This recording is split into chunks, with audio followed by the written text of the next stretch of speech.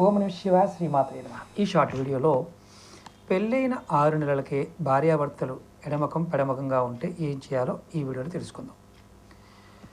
ఆదివారం నాడు జాజికాయ తీసుకోండి, సోమవారం నాడు జాపత్రి తీసుకోండి, మంగళవారం నాడు లవంగాలు తీసుకోండి, అలాగే గురువారం నాడు వక్క పొడి తీసుకోండి, శుక్రవారం నాడు యాలక్కాయ తీసుకోండి.